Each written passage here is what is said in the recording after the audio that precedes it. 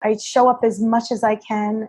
I wish it could be more. It's hard for me to not be here all the time with you and see all the wins and all the challenges. I'm here, but women carry a lot more guilt than men do. We just carry it with us, especially around when it comes to our children and all that we want to be there for them and show up. I'm trying to forgive myself a little more, and I know deep down that I do all that I can. You're listening to the Mindful Mama podcast, episode 198. Today we're talking about twins and work-life balance with Satya Scainetti.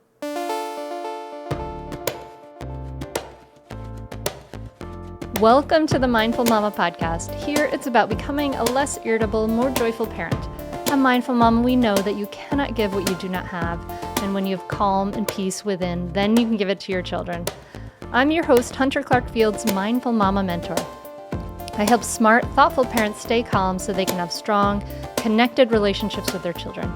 I've been practicing mindfulness for over 20 years.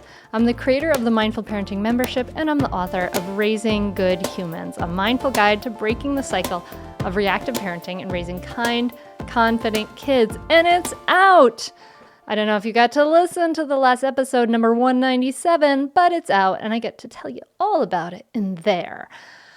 But today, in just a moment, I am going to be sitting down with Satya Scainetti, founder of Satya Jewelry. She has been this visionary in this jewelry industry, but she really professionally embodies that working mom. We talk about her twins, her yoga practice, and how she's balancing all of that without giving up that work-life balance and learning to give to both her family and her work. So this is for you if you are a working mama.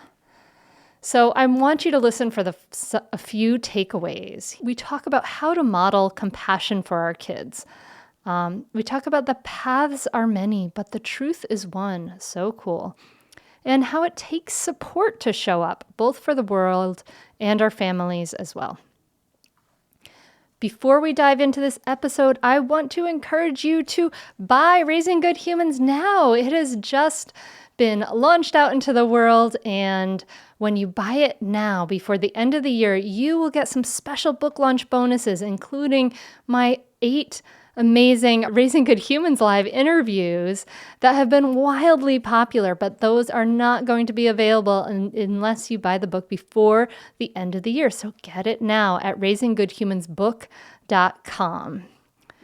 And when you leave a review on Amazon within the next week, you can win a spot in my spring retreat, a free spot, which is a $300 value. So go ahead and leave that Amazon review after you buy the book. I also want to let you know that I am now accepting applications. I've been talking to people. It's so exciting. I have just a few spots available for my one-on-one and group coaching. And this is the highest level of working with me, and it's wonderful. I get to really dive into your life, help you get to where you want to go. You start at point A and get to point E and B, and you get these insights that allow you to grow and change. And I hold your hand as you make those brave steps and those powerful changes. And we help you transform your relationships, the way you show up in the world, your relationship with yourself. So these coaching programs are open. Just a few spots are available. You can reach out to me at hunter@mindfulmamamentor.com to apply and learn more about it at mindfulmamamentor.com. And now, on to this episode. Satya, thanks so much for coming on the Mindful Mama podcast. You're welcome. Nice to be here. I'm glad to talk to you too. And you're well known for making amazing jewelry and doing all this great work in the world. But you have a journey of your own that started with yoga, right? A kind of a journey. A spiritual journey, I guess. Could you take us back to where you were way back when your yoga journey started? It started probably in my late 20s when life started getting really crazy. I think that's when we start questioning, what are we doing? Who am I?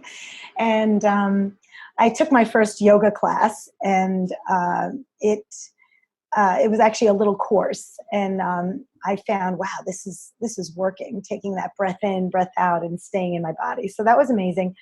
And a few years later, I decided, I just got so caught up in work, and I was actually living downtown working for a jewelry company. I went to school for social work, thought I was going to change the life of children around the world, and realized pretty early on in my career that I was not going to make the impact I was really hoping to do. So I started working for this jewelry company. I got a little burnt out as a social worker, and I thought, wow, this is really awesome. I'm creative. I'm working in this really cool field, this fashion.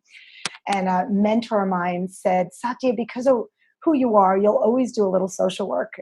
So I said, this industry needs a good social worker. So I said, cool, I'm going to stay with it. So, but through that whole journey, I always, my practice built, and I try to sit every morning. And now it's a little more difficult because I have children, but the journey actually brought me to a teacher training in the Bahamas for 30 days. And that's where I was given the name Satya. And that was right after 9/11 happened. So I watched the towers go down. I volunteered down there. And the question that came to me over those few months was, whoa, what if I died in those? How would I be remembered? And I was like, oh no, I'm not making the impact. I thought I was going to, make a difference for some children in the world. And so I decided to jump ship and take that 30-day retreat and become a yoga teacher, and maybe I was doing a little Reiki healing. And so 30 days later, I was given the name Satya. And that night I had this very powerful dream, and my dreams come when they do come. It's like a kind of a knock in the head. And it basically was a dream that I was going to design jewelry of all truth, which is Satya, truth, and donate money to children around the world. And I was like, oh my God, what a great idea. So I literally woke up the next day in the Bahamas, and I called my best friend at the time and said, quit your job. I have an amazing idea, and we're going to do this. And literally within a week, I started the company. So it's been almost 18 years. Yeah, almost 18 years. I have a 501c foundation. I've been able to donate quite a bit of money and really make an impact like I was hoping to do. So that practice of meditation and yoga and mindfulness has really carried and sustained me. Even now, where I have twin boys, and I'm a single mom. And sometimes I don't have the time to do in fact, I rarely have the time to do more than a 10-minute practice in the morning, but I'll always at least light a candle, set an intention for the day, take a couple of breaths in, roll out my yoga mat, do a couple of downward dogs just to open up my energy centers. And sometimes that's all I get to do, but it really makes a difference for me. It makes a difference. Yeah. And so hold on. You shared so much there. I know. I'm sorry. I want to back up a little bit because sorry. Oh my God, your friend is amazing. If you were said, quit your job and let's start a company. And she was like, yeah, that sounds like a great idea. It sounds like you were in the Bahamas. I know that's the Yoga Nanda. Shivananda. Yeah. That's a well-known yoga area. And when you go there, you have to do all the yoga because sometimes people try to sneak into that ashram, right? So that they can just go and enjoy the Bahamas for an inexpensive stay. There's so much there I can relate to because when I did my yoga teacher training, I did mine in 2005, and I did a month-long intensive training as well, where I lived there. And there's something really special about that experience where you really immerse yourself, all day, night into this yoga meditation experience, learning and just kind of diving into the whole thing. And you got the name Satya, truth, which I love. And so were you like an impulsive person before that? I'm just like wondering. No, I mean, because it seems like you're like, I have to do this thing. Did you feel like it was coming from an impulsive place, or did you feel like did you feel like it was, I'm just curious Well, about there was a lot to lead up to it. I mean, that. I took a hiatus from social work. Yeah. It was about 2 years. I was working for another jewelry company. Yeah. And I think I was starting to get really miserable. I was working for somebody that was not in line with who I was. And I also started practicing Reiki. I was doing a lot more yoga. So my consciousness was opening up. And when I watched those towers go down and I volunteered and watched what was happening over the over the differences in religion and faith. I mean, the fact that I got the word name Satya is just like so profound, because I was like, how would I be remembered if I was in that building? Like, where was I? I was working my butt off. I was not happy. I was not doing what I had set myself out to do. I was still paying my student loans off, even. And here I am just working in a jewelry company with a boss that was not appreciative of my energy. And so there was a few things that finally got me there. But 9/11, I think, inspired a lot of people to kind of get up and get mobile and really look at their lives and see, what do I want to do?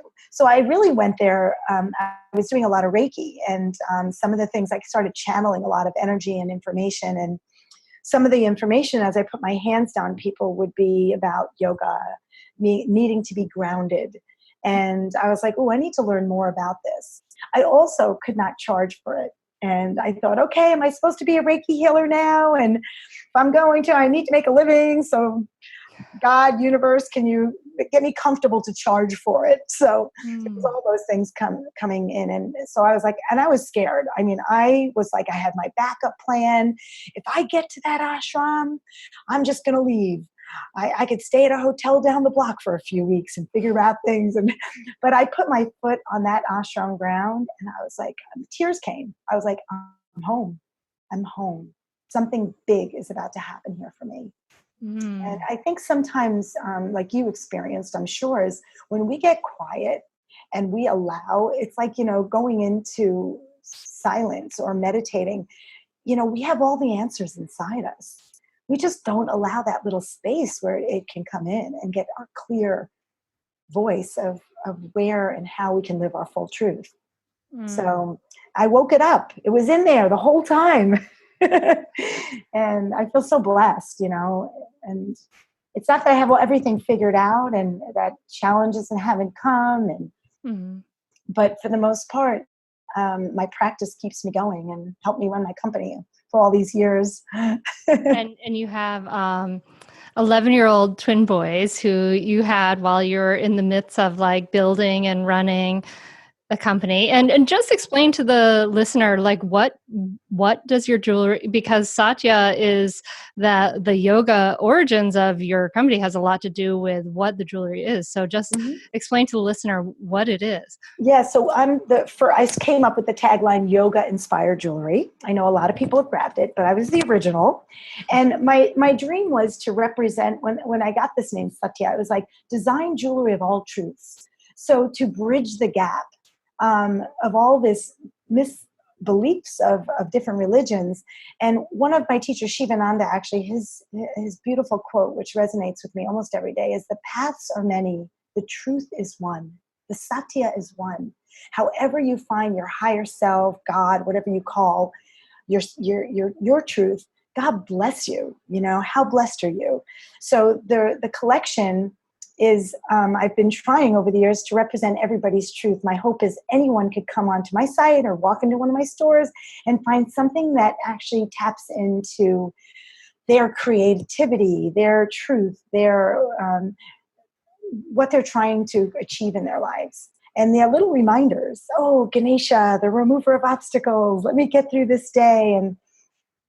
And the other part is the collection is always to deepen our conversations around fashion, because it's sparkly and they're really pretty. People are always like, well, what is that? And then the wearer can start talking, well, this represents, believe it or not, something that I'm working towards, that I believe in. And then there's this beautiful conversation that goes around that is just, oh, that's really pretty. I saw it in a magazine. No, this is something that is really true and deep to me. So it's all of that. And I've had so many people email me over the years, and Satya, I wake up and I've been wearing this for a month. I can't take it off. It helps me through my days, and I'm transitioning here. Or somebody else has got cancer, and I mean, it's just been on and on and on. I'm just so blessed with it. I guess it's kind of like almost like a tattoo, but not so permanent, right? Like tattoos are like these symbols and reminders, right? Like that's why people, I mean, I assume anyway, that's why the few I have. But anyway, like they're these symbols and reminders of what is important to you, what are your values and things like that. And so you're saying, let's take this thing, which is jewelry, which can be kind of this frivolous thing maybe, but it also can be, it's a medium that can give many messages, and it can be this reminder for you to tap into what is most important to you. And that really goes back to your story about like, life is short. Yeah. I want to fulfill what's most important to me. That's so cool. I love that. Yeah. So you had twins. Was that crazy having twins? So crazy. You were running a company and you had two twins, and just like anybody who like has a child and is running a company, or God bless you, but for twins, take us back a little bit to the beginning there. The beginning. So they came 6 weeks early. I did not have my go bag ready for the hospital. And I still don't have my go bag. I tell people I'm still not ready 11 years later. It really, even with my strong practice and my ability, I mean, I've always taken such good care of myself. It's kind of how I've been able to manage all that I do. And the twins took me for a loop. I mean, it was rough. I had around the clock help to help me sleep at night. Of course, I breastfed until they were 6 months old. That's two of them. Amazing for twins. That's like, wow. And the sleep thing was the hardest. I think that's probably where a lot of people can relate. It's like, finally, I was like, sleep is overrated. But I would have to come into work some days where my brain was just fried. And I'm just like, you know what?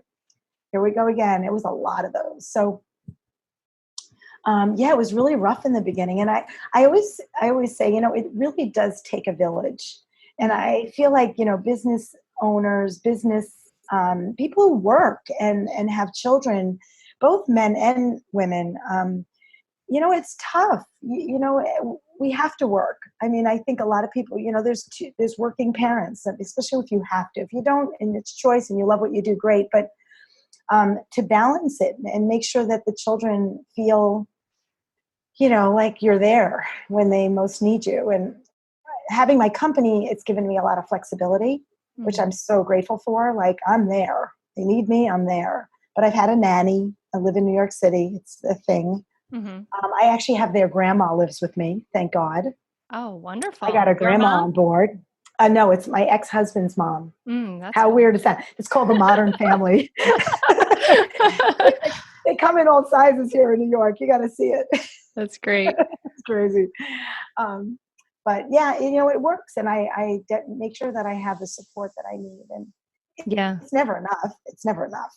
I think it's interesting, though, for us to really look at what is it that support we need to be able to like do work in the world and be present for our families, and to be really honest and straightforward about it. Like, I really appreciate, you sharing that you have a nanny and a grandma, right? Like, because this is a lot of what I see in a lot of my clients, that people feel like they should be doing everything, that they should, even especially if it's a stay-at-home mom or parent, they feel like, because I'm quote unquote not working, you should be doing everything. And then the people who do work, then they feel guilty. So then they do 10 times more at home.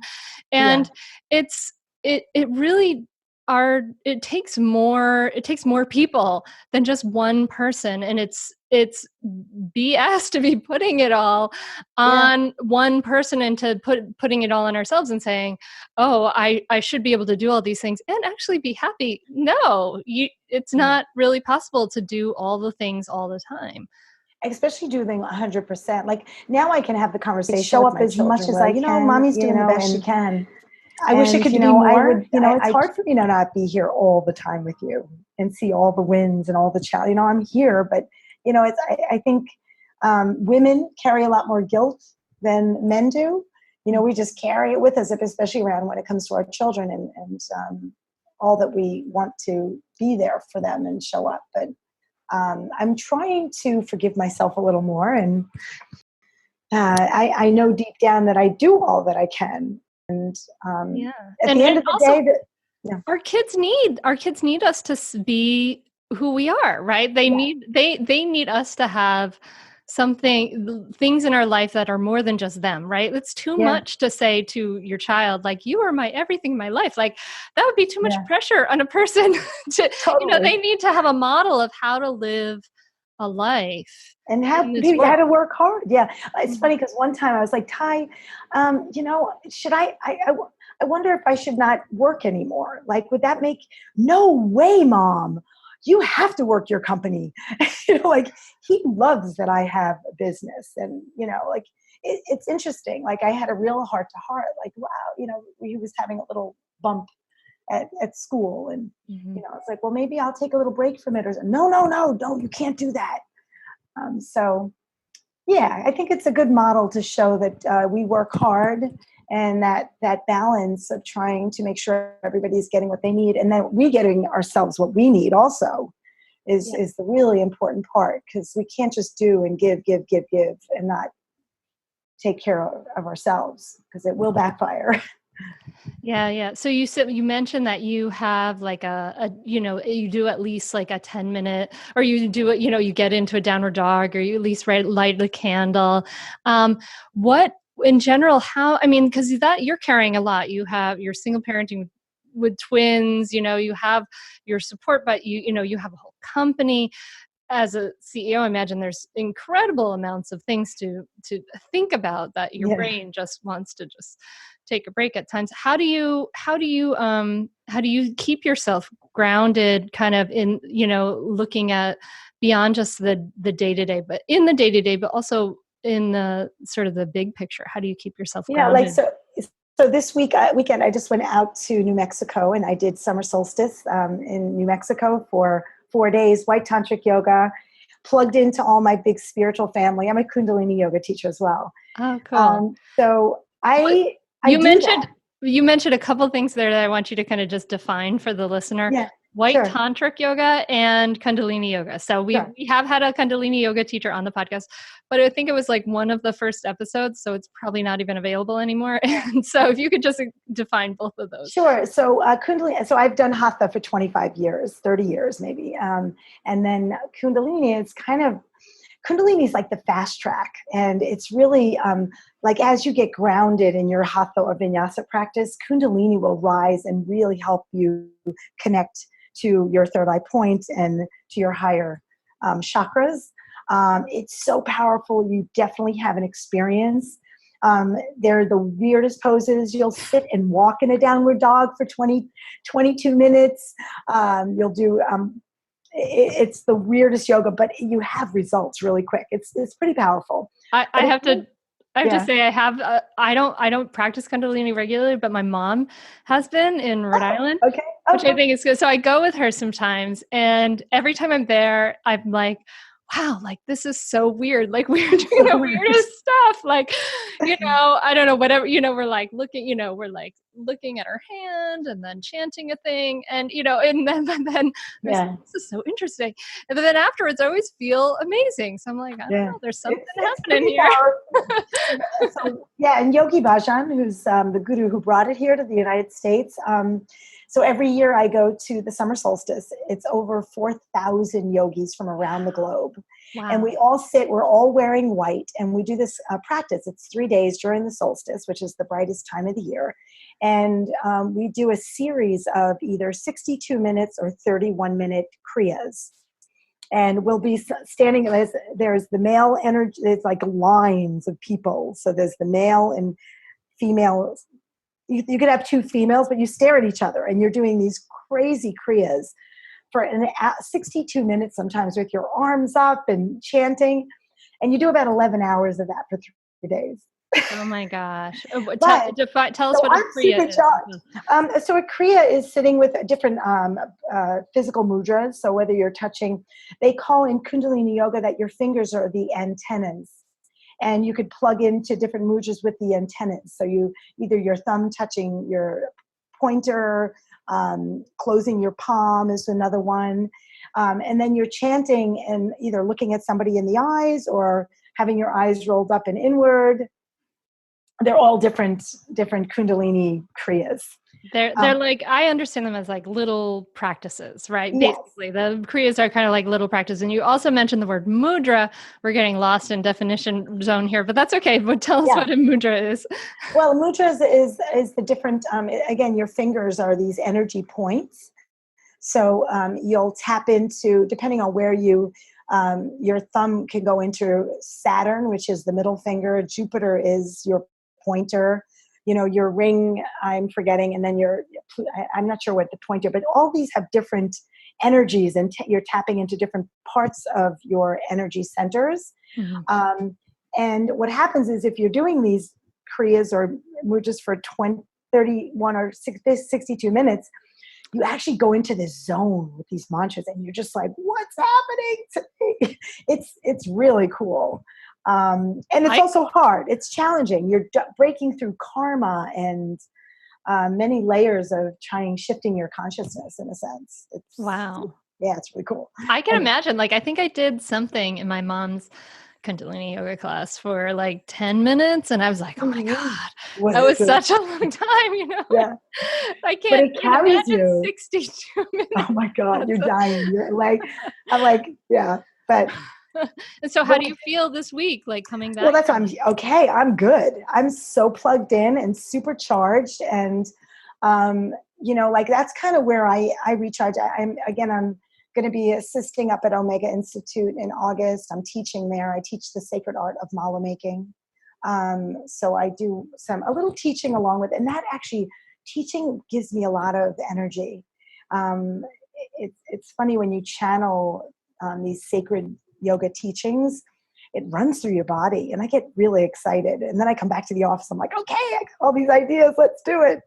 And then I have to go back and plug, it wears off quick. I'm in New York and then I just keep recharging. But it really does help, like I do jump away. I went to India in March. I go every year to the yoga festival. I have a couple of orphanages that we've been able to fund and take care of. So I see all the kids and wow. So tell me, so it sounds like, just to kind of tie that up, like you have this full, incredibly busy New York life, right? Where sometimes you only have a few minutes, but it sounds like you're taking time. You're taking retreats from this. You're taking breaks where you're putting away your cell phone. You're turning everything off. You're really recharging and making that a priority. That sounds like something we should all do, and we have to do. But like some people can't get away, and I get it. I'm very fortunate. Mm-hmm. But it's like even that little in the morning, close the door, kids. I tell my kids, this is mommy's moment in the morning. Mm-hmm. I have cushions around my altar. Sit with me, but this is mommy's quiet time. Mm-hmm. And sometimes it's 30 seconds, but to set that candle and that intention, just to take one breath in, one breath out. Help me get through this day, help me stay mindful, help me stay strong. It's powerful. So you don't need to get on an airplane. It's really important. It makes a big difference. And one thing I want to also point out to the listener, what Satya is saying is that she's made a space in her home to have some time to ground. And I think that space can be a chair, it can be a corner, it can be whatever. But having some space and taking some time to be intentional about how you want to start your day is kind of what I'm taking from this. So tell us about the philanthropy work you're doing, because you started out as a social worker, you wanted to help children, and now you're like doing it's wonderful. I mean, to me, it's really inspiring as someone who has a business and teaches that idea of taking this thing and growing it, and so that you can reach and touch so many people. I mean, that's incredibly inspiring to me. So tell us about what you do with the foundation. Yeah, so the Satya Foundation, which the first intention when I got the name was to design Jewelry of Truth and donate money to children around the world. So, it started out where I would just take a bunch of kids from New York City and sponsor them to go to teen camp, or, it started out there. And then I actually formed the 501c, and I've been really blessed. I've worked with quite a few celebrities over the years, Kristen Bell, Courtney Cox, Patricia Arquette. We've worked in Haiti. I've worked with diseases and research, and just recently, and it's not even about some of the collaborations. I've raised crazy amounts of money. The landscape has changed, but for me right now, it's like, of course, it's wonderful to raise money, and that is the ultimate goal, because some of these nonprofits need support. But the other part of a lot of the work I'm looking forward is to help people be more aware of the situations going on in the world, and educating people about. I did a piece around autism, and one of my sons on the spectrum. So there's another added. So, what is that? What a blessing it is, and how powerful. To embrace that, that's a big part, because I am a mom that has been blessed with that situation, and how do we turn around? So I have a lot. I really want to share that in a bigger way, and educate people to embrace and invite these people in, these adults and children. Mm-hmm. And it's so important, because they're not going away. Every Mother Counts is another one. Christy Turlington, who is the beautiful supermodel, now philanthropist and amazing mom, I've known for many, many years. She was a yogi back when I started, and she used to support me a lot. And she actually used to buy Donna Karen's Christmas gifts for me every year, which was really exciting, and her mom's and all that. So I finally got to reconnect with her, and so the Every Mother Counts is all around childbirth, and we in this country take things for granted like that.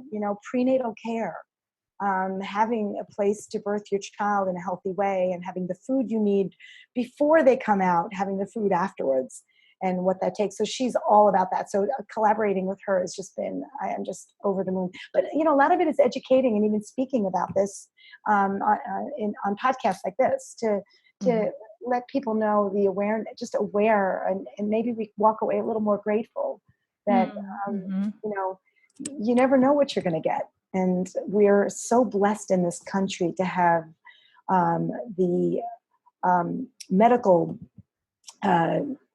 needs that we have, the support that some of us have. It's not all, this country needs a lot of help too. I know. I was thinking about that, right? Like our maternal mortality rates have gone down. Like our maternal mortality rates are pretty poor compared to the rest of the developed world. Ours are higher. It's crazy. Oh yeah, higher. Yeah. Mm-hmm. Yeah. So, I think it's important to share this information, and of course, I'd love to raise money. Everybody could donate directly to any nonprofit I work with, which is fine. They could buy the piece of jewelry. I'm always like, that's that conversation of, ooh, what is that? Oh, I bought this to support Every Mother Counts, or I bought this to support all the mommies and parents that have a child with autism. Mm-hmm. Like, how cool is that? And it looks really pretty. Yeah. We did a little thing on elephants too, which I'm really excited about. It's a little off, but elephants are mommies too. And I love elephants. So. Oh my God, I love elephants. Like the whole idea, it's so heartbreaking. And the elephants and the way they, like elephants will grieve, they're dead. They have this matriarchal society where the grandmothers are the ones that are leading the troop, and they're incredible the way they don't forget anything either. They've got memories still. It's true. Like that whole myth about the elephant never forgetting is true, right? They go back to these different places. It's interesting. My father is an artist, and he taught carving at RISD, Rhode Island School of Design. And at some point in the 70s or something, somebody gave him ivory. Someone Mm. gave him this ivory, and he, because it's like you can't sell ivory, you can't, of course he doesn't want to support ivory. So we have this weird thing where he has made the interesting thing about ivory is that one of the reasons it's so valuable is that apparently, I haven't done it, but he says it's like the perfect carving Wow. thing because it doesn't have any knots or anyway, it's beautiful to carve. So he has this ivory jewelry that he's made, actually, to kind of bring it back to jewelry, where he's made he made this carving at one time. I guess we had one time we had two cats and they were like lying in a heart. So he made an ivory carving of the two cats, heart shaped, lying Wow. next to each other. But anyway, so we have all this like ivory jewelry in my family, in my home, but I don't wear it. I've never worn it. I wouldn't wear it because it's like this weird conundrum where it's like I would never want to support that in any way, shape, or form. Yet it's this thing that sort of came into my life and is this object, beautiful object that my father created. So I don't know. It's very But I think and sometimes we can't. He was gifted it, and I yeah think what some people do is just put a real honor around the jewelry that he created from this, and almost a gratitude to that elephant, or some kind of Yeah, in some way, it could ceremonial. almost be like your Yeah, pieces, like where, what is this? And it could spark a conversation yeah, about, yeah. about elephants and wanting But to. it's really tough though. It's like, and this is where our children, like getting back to kids is really educating them on, all of these things from, please save the elephants. Somebody needs to figure that out. And this organization I hooked up with are amazing. They're doing crazy, amazing work. But autism, all children should know that children are different. Everybody's different, and to embrace and include them in all things, you know. And then the other part is just, in general, even the every mother counts. Our children should know that how privileged we are to have what we do in this country, and that it's not so readily available to be able to just go into a doctor's office. Yeah. It's not so easy. It doesn't happen in a lot of countries. So, and not to for the kids to No. feel bad, but to say, hey, like, you could use this opportunity. Your blessings here can be used as an opportunity to really make a shift in the world, Yeah. as they grow up into amazing beings. And to just see it, to see like to have that gratitude for this is all I have. I mean, if Yeah, somebody, if you live in the United States, right, like you're in the top 2% of most wealthy people in the world, right? If simply, for living in this country and having maybe a place to live and all of the things that we have. And it's so just kind of remembering, and when we see, we tend to like with the social media, and we tend to see everything, we tend to compare upwards all the time, and it's yeah, like so important for us to see that there's so much struggle in the world, and to help that cultivate that gratitude in us and in our children. I was going to ask you about your son with autism. What do yeah. you think you've learned from him? Oh my God, he is my favorite being on the planet. Of course, his twin is. They're just so different. He's Mhm. actually, he had regressive autism, so he was developing beautifully. Vaccine, one of the vaccines kind of triggered it, and it happens. Not that it was the reason people get so paranoid, but um, so I've cleaned him up. I've changed his diet. I've worked with so many homeopathic doctors, and he's actually a super high functioning, amazing being. I mean, I'm really beyond fortunate because I've seen extreme cases that are not so easy. And my son is curious. He's friendly. He's got the heart. He's got such compassion. Mhm. Um, he makes me laugh like every day, numerous times. The Mhm. silliest, funniest things come out of his mouth, and he's just amazing. People just need to take a little more time to get to know and understand. Understanding is love, right? When you get Mm. when you take a moment to really understand somebody, whether they're suffering or they're acting poorly, it's that from that place where your compassion builds, right? Mm. So what my big takeaway with and hope from this collaboration, but even speaking about my son because the first 6 years I was like, no way, he doesn't have it, complete denial. It's a really hard thing to get handed as a mom. Now I'm just embracing it, and I'm hoping the world will embrace these amazing beings. The UN, a good friend of mine, hosts this big UN event during Autism Awareness Month, which is when we launched this collection. And this year it was about young adults who they don't speak, but they're finding all these really cool machines and computers that now they actually can get their voice out there. It's like the leaps and bounds. And these kids, these young adults are brilliant. And they're adding so much more to society. And in the past, it was like, oh my God, just put them away. And no, let's include them.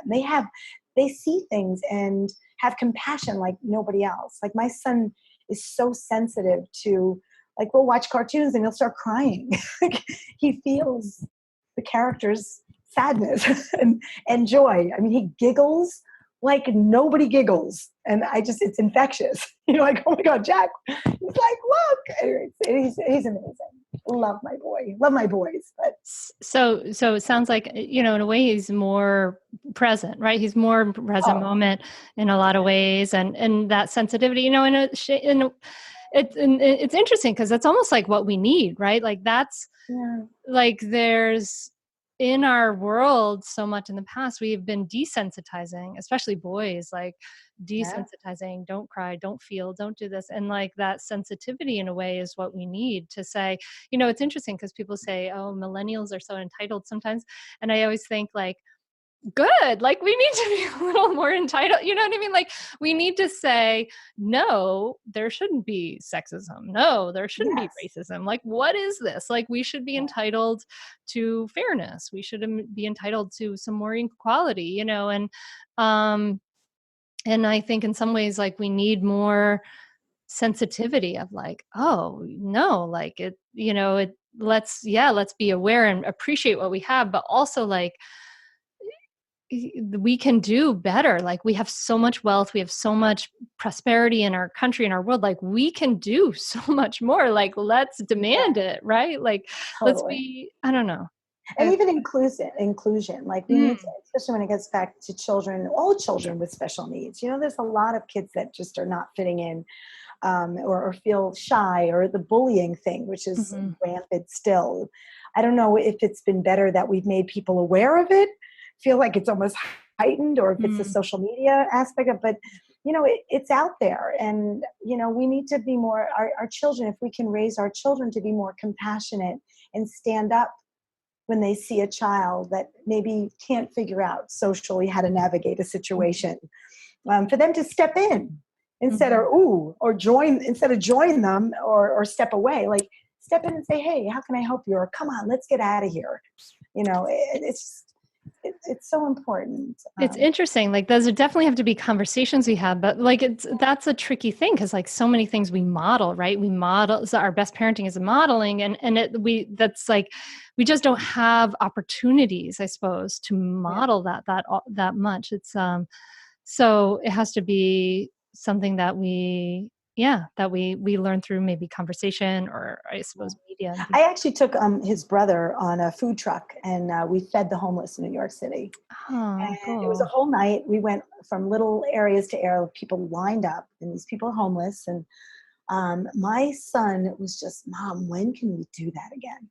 Wow. So I think we have to lead by example, but I don't think they're ever too young to be introduced to that part and let them feel that and see another side of life, and we're going to get on that food trip again in a couple of weeks, which he's so excited about. Like, I think we can, introduce them to, how fortunate we are. And Ty's my other son, he's very curious about this. And now we walk to school and there's always this guy in New York City. There's a man, an ex-vet, And we'll always bring him down a little something from breakfast or an apple, or we were giving him $1, but then we saw him smoking a cigarette. I'm like, no, we're not going to contribute that, but let's give him some food. But he's aware, like, and he's been doing this for a long time. So I'm not sure where it's going to lead him, but you got to plant those little seeds when they're young and see how they grow later on in their lives, And I believe. Yeah. And that requires that we do our own work, right? To be able to be with the discomfort of being with a person who's makes us maybe, the situation brings up discomfort for us, right? Yes. Like difference brings up discomfort for us. Mm-hmm. And so if we do our own work to help ourselves be grounded and to help ourselves cultivate and practice that compassion, then we can be in those situations maybe with a little more heart. Yes. Yeah. And, a lot of it just takes a little time. Like, when my son first got hit, he literally, anybody walk in the house, he'd run into another room. And even my family could not relate to him. And it was really hurtful for me. And I'm like, you just got to sit with him and just, get to know him. Now he's, in your face, hugging, all that stuff. But, it just takes a little time. And now he's warm and cuddly, but, they show up in so many different ways, these children. So anyway. Yeah, I guess. If you ever see a mom with the little kids melting down on the street, don't run away. Put your hand out. I always say, put your hand out and say, can I help?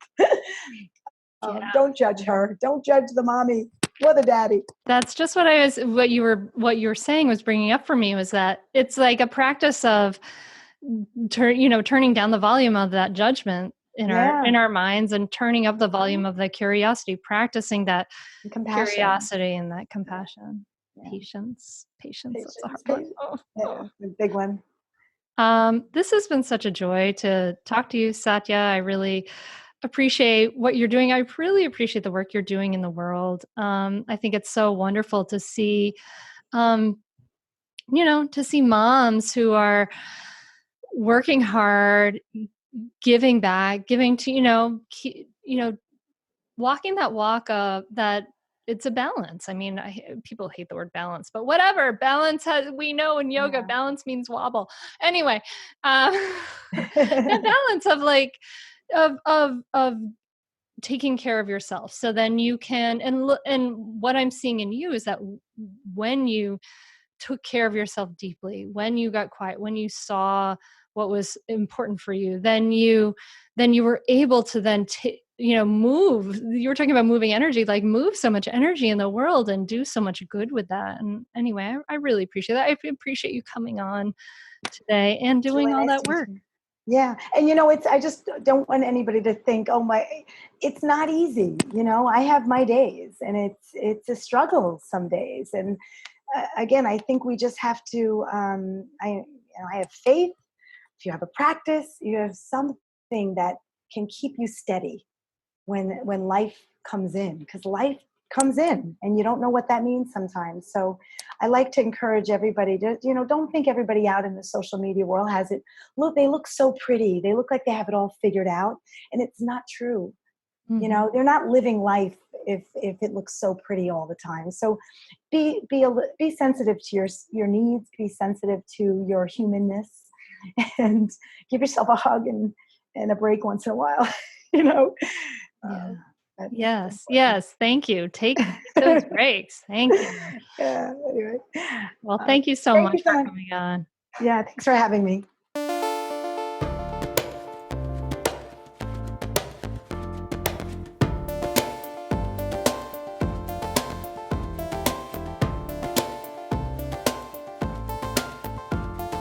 Thank you so much for listening to this episode. I love that quote, "The paths are many and truth is one." So cool. So I hope you enjoyed this episode.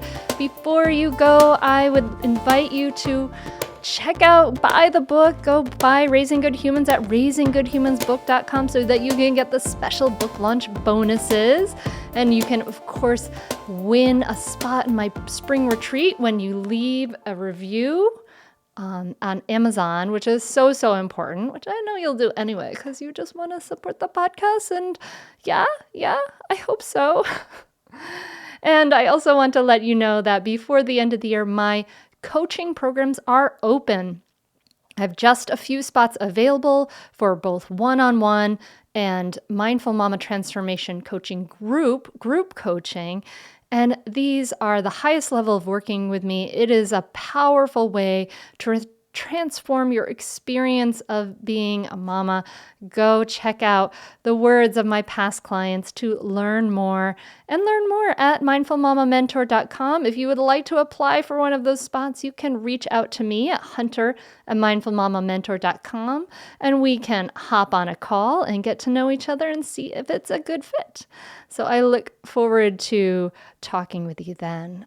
So if you've ever wanted to work with me, don't wait, our lives are short. There's only so much time, and we want to be that person our kids need us to be now, not when they're older and grown. Let's do the work now. Let's do it together, and I'll walk you through it and hold your hand. Okay, so I am wishing you a beautiful week, my friend. I am wishing you peace. I'm wishing you joy. I know it's the holidays and it's all cray. So I'm wishing you some simplicity in this time. And I will talk to you again next week. Thank you so much for listening. Namaste.